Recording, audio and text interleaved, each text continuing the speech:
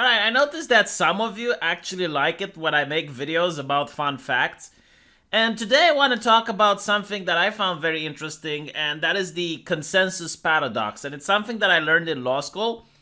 Now, intuitively, if you have a room of people and they all agree on something, then it's highly probable that that something is true. In reality, it's quite the opposite.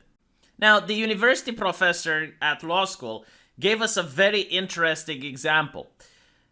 Imagine that the police captures a couple of people that look like the description of a mugger. And they put them all in an assembly line and they call 10 witnesses. And every single witness, all 10 of them, identify the exact same guy. How likely do you think that that guy is the one who did it? And everyone responded, well, very likely. I mean, he's got 10 people that accused him. Clearly, he must be the one. The professor said that it's actually highly unlikely that he is the guy. You see, when a person is in a high-stress situation, such as being mugged, usually they might mistake a couple of facial features. They might not get a good look. So what would happen is if you actually have 10 people that are witnesses and you're asking them to pick up the mugger from the crowd, some of them will say that none of them is the mugger. Others might make a mistake. Usually it's expected that at least a third of them are going to give wrong responses. When you have 10 people giving the exact same response, it means that something else is going on. Maybe the people are blackmailed into pointing out the same guy. Maybe the police are leading them with questions and they're suggesting that that guy might be the person. Whatever it is, it's highly unlikely that that is the guy. In order to understand this a little bit better, imagine that you have a coin and you're flipping it 100 times and you would get heads or tails. Now, it's expected that you would get 50% head and 50% tail in a normal situation. But if you get 100% head or you get 100% tail, then what it means is that either the coin is rigged or maybe you're not flipping it properly. And this is exactly what's happening when you have a high number of people who arrive at the same conclusion without a single person making a mistake. Think about it this way. If you are in math class and you have all of the students giving the wrong result, do you honestly think the professor believes that they all made the same mistake? Or is the professor going to think that they copied each other's homework? That is the paradox of consensus. And by the way, there are exceptions. For example, if you get a room of 100 people and you ask them how much is 2 plus 2, when it comes to very obvious things, then it's expected that you would get a consensus.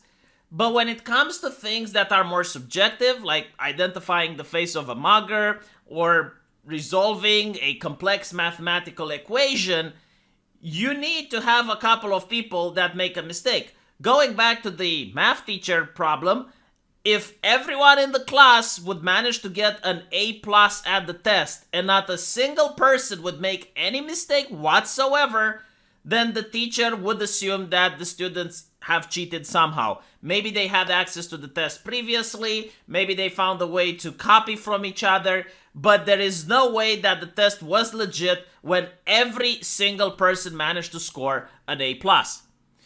So that is what happens when you have the paradox of consensus. The more people agree with each other, the less likely it is that what they are agreeing on happens to be true. Now, there is something even more interesting, is that once the so-called consensus has been achieved in a group, rational discourse is going to be very difficult to happen from that place forward. And you have an article under the Political Studies Journal which says exactly that. There is a tension in deliberative democratic theory. The tension consists in that the deliberative opinion formation ideally aims to reach consensus, while a consensus once established will likely impede the condition for further rational public discourse. Hence, over time, deliberative democracy might risk undermining itself. While the tension is demonstrable in theory, we also suggest 3 cognitive and socio-psychological mechanisms by which consensus might hamper the rationality of public discourse. After an agreement, participants cease to develop new arguments. They tend to forget existing arguments, and their fear of deviating from the social norm promotes conformism. Existing research has largely neglected to study how consensus in decision-making affects future public deliberation. Our article thus serves three purposes: to elaborate the consensus paradox in deliberative democracy, to open up research agenda for examining the paradox empirically, and to assess the theoretical implication of the paradox. So in other words, what it means is that once a consensus has been achieved, human beings love to be part of groups. It is an evolutionary mechanism that we have which makes us want to belong in a group because it offers us safety and protection. Now, in order to be part of a group, you need to achieve some level of harmony. It's okay to have discourse, but if you notice that every other person in the group is against you, you are going to try subconsciously to fit in. So when you have consensus, when every single person believes that 2 plus 2 equals 5, and they're very strong about this, it might come a time when people realize that maybe 2 plus 2 isn't 5 and 2 plus 2 equals 4. However, they tend not to talk to each other about it because they assume everyone else still thinks that 2 plus 2 equals 5. So you might actually get to a point where every single person in the group change their mind, but they are afraid to articulate it because they might get stigma from other people.